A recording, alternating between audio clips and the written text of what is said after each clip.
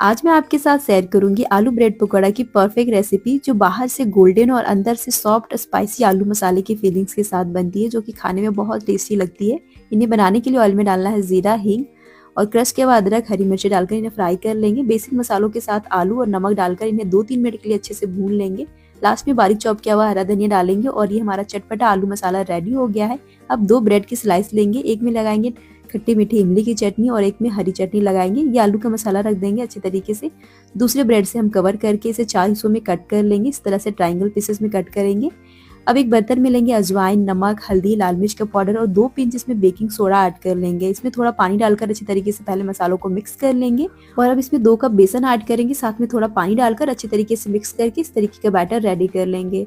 Bread को batter में अच्छे तरीके से डिप करने के बाद गर्मा गर्म तेल में इसे डाल देना है और इसे गोल्डन ब्राउन होने तक फ्राई कर लेना है और ये टेस्टी हमारा ब्रेड पकौड़ा बनकर रेडी हो जाएगा।